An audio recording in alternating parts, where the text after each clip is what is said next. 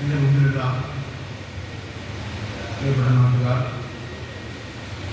ബഹുമാന്യായ ഗ്രാമപഞ്ചായത്ത് board president ശ്രീറാമനാഥൻ, ഈ വേദിയിലുള്ള എൻ്റെ പ്രിയപ്പെട്ട നേതാക്കന്മാർ, നാദാപുരം ഗ്രാമപഞ്ചായത്തിലെ ജനാധിപത്യ മുന്നണിയുടെ മെമ്പർമാർ,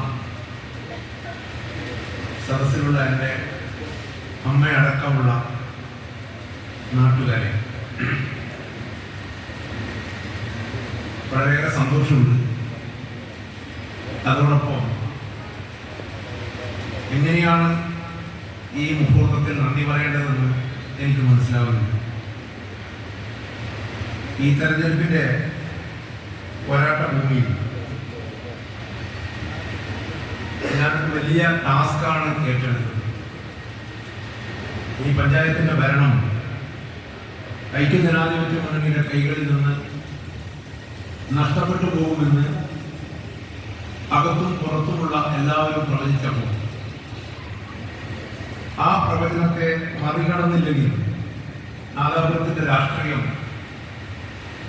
കാലഘട്ടം ഞങ്ങളെ തെളിവിളിക്കും എന്നുള്ളത് കൊണ്ട് തന്നെ വോട്ടർ പട്ടിക കൊണ്ട് നമുക്ക് തീരെ സാധ്യതയില്ലാത്ത 2-3 വാർഡുകൾ ഞങ്ങൾ കൂട്ടായി തീരുമാനമെടുത്ത് എൻ്റെ പാർട്ടിയുടെ മണ്ഡലം പ്രസിഡന്റ് രമേശ് ഉൾപ്പെടെ അത്തരം വാർഡുകളിൽ മത്സരിക്കാൻ ഞങ്ങളൊരു ലീഡർഷിപ്പിലൂടെ ഞങ്ങൾ തീരുമാനിക്കുകയായിരുന്നു. ഞാൻ മത്സരിച്ച വാർഡ് എൻ്റെ വീട് നിൽക്കുന്ന വാർഡാണ്. എൻ്റെ പിതാവിനായ ശ്രീ രാഘവകുറുപ്പ് മാസ്റ്റർ താഴെ ഇരിക്കുകയാണ്. 1979 നാദാപുരം ഗ്രാമപഞ്ചായത്തിൽ തിരിക്കാട്ടേരി പ്രദേശത്ത് നിന്ന് പ്രമുഖനായ CPM നേതാവ് ശ്രീ VP കുഞ്ഞികൃഷ്ണനെ പരാജയപ്പെടുത്തി പഞ്ചായത്ത് മെമ്പറായ രാഘവകുറുപ്പ് മാഷാണ് താഴെ. രാഘവകുറുപ്പ് മാഷ് എന്ന് പറയുന്നത് എൻ്റെ അധ്യാപകൻ കൂടിയാണ്.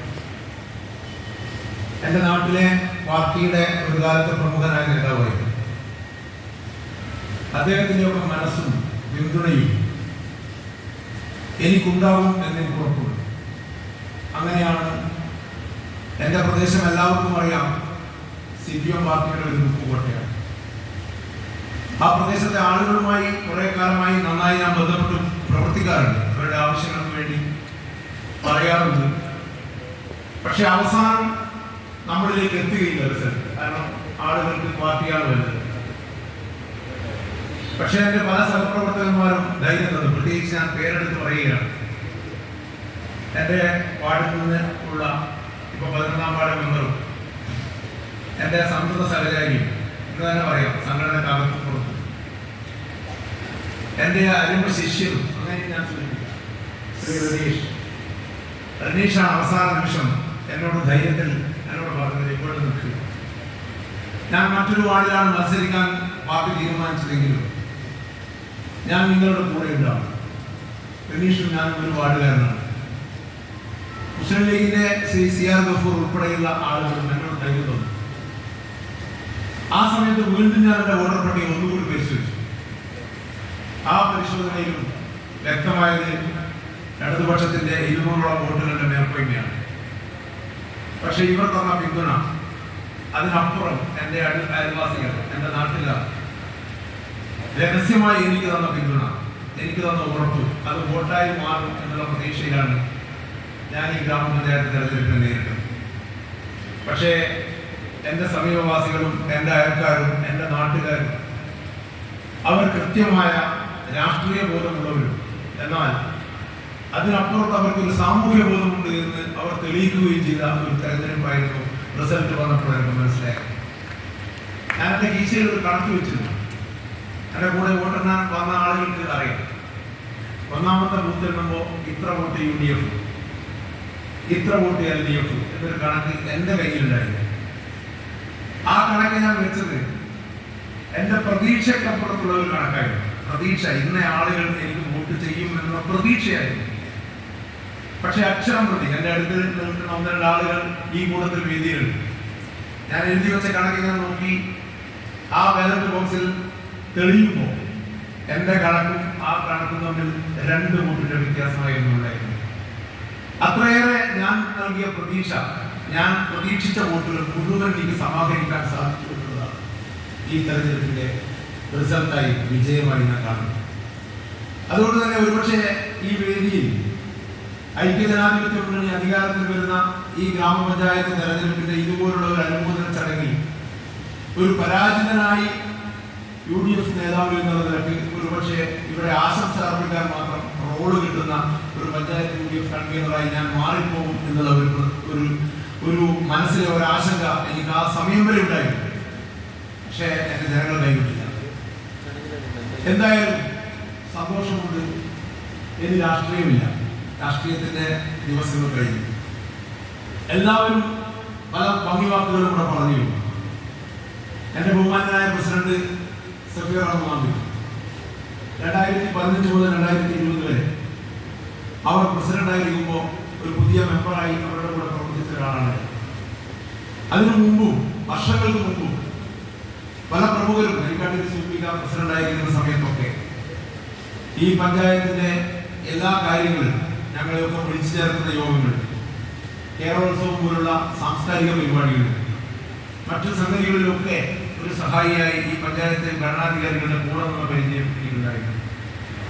ശേഷം സംഘടനാ രംഗത്ത് മുഖ്യ പദവിയിലെത്തിയപ്പോൾ നാദാപുരം പഞ്ചായത്തിലെ ഐക്യജനാധിപത്യ മുന്നണി സംവിധാനത്തിന്റെ ലീഡർഷിപ്പിലേക്ക് കടന്നു വരികയും ഒരു പരിധിവരെ ആ കാര്യങ്ങളൊക്കെ ഭംഗിയായി നിർവഹിക്കുകയും തന്നെ. അമീർക്ക പറയുന്ന വാക്കുകൾ ഞാൻ തൊണ്ടയിടറിക്കൊണ്ടാണ് കേൾക്കുന്നത്.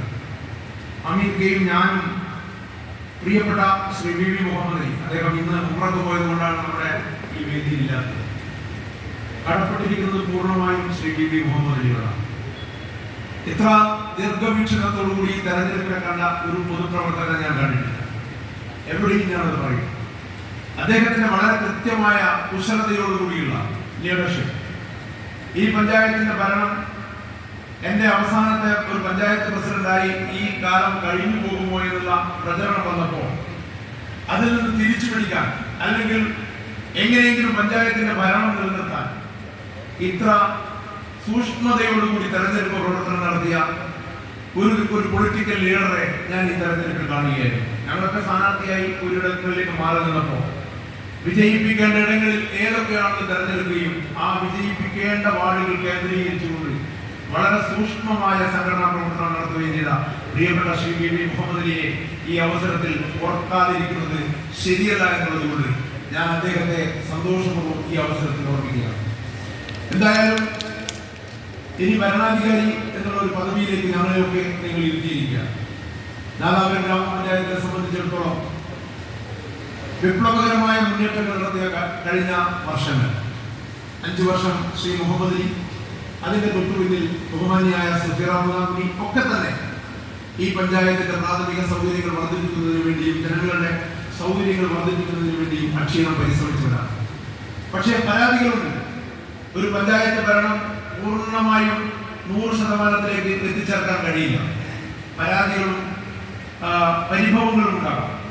ഇപ്പൊ തന്നെ ഈ വികസന മുന്നേറ്റം നടക്കുമ്പോൾ തന്നെ നമ്മുടെ പഞ്ചായത്തിന്റെ ഓഫീസിന്റെ പ്രവർത്തനം, അല്ലെങ്കിൽ ഓഫീസ് ബിൽഡിംഗ് ഒരു പകുതി ആയി നിൽക്കുകയാണ്. 1-2 മാസം കൂടി വേണം അതിന്റെ പൂർണ്ണതയിലെത്താൻ.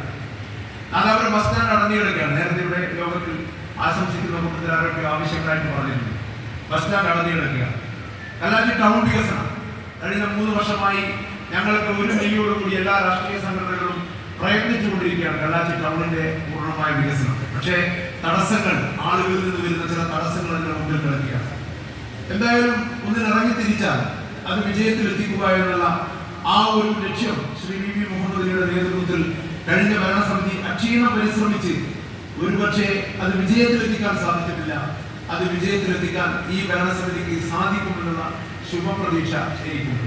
ബഹുമാന്യായ നമ്മുടെ പഞ്ചായത്ത് പ്രസിഡന്റ് പരിചയ സമ്പന്നതയുള്ള പര്യായമാണ് നമ്മുടെ പഞ്ചായത്ത് പ്രസിഡന്റ്. ആ പഞ്ചായത്ത് പ്രസിഡന്റിന്റെ പിന്നിൽ ഞങ്ങൾ മുഴുവൻ ആളുകൾ, 24 ആളുകൾ കക്ഷി രാഷ്ട്രീയം മറന്നുകൊണ്ട് ഇനി അങ്ങോട്ടുള്ള ദിവസങ്ങളിൽ മുന്നോട്ടേക്ക് പോകുമ്പോൾ സ്വാഭാവികമായും ഈ പഞ്ചായത്തിൽ ഒരുപാട് വികസന പ്രവർത്തനങ്ങൾക്ക് നേതൃത്വം കൊടുക്കാൻ കഴിയുമെന്നുള്ള വളരെ ഉറച്ച വിശ്വാസം എന്റെ മനസ്സ് എന്നോട് ആവർത്തിച്ച് പറയുകയാണ്. പോരാട്ടമാണ് ഇനി അങ്ങോട്ടുള്ള ദിവസങ്ങളിൽ. വിപ്ലവത്തിന് വേണ്ടി അല്ലെങ്കിൽ വികസനത്തിന് വേണ്ടിയുള്ള മാനസികമായ പോരാട്ടം നടത്തുമ്പോൾ അതിന്റെ കൂടെ നിൽക്കണം എന്ന് മാത്രമാണ് വിനീതരായ നാട്ടുകാരോട് ഞങ്ങൾക്ക് അഭ്യർത്ഥിക്കാനാണ്.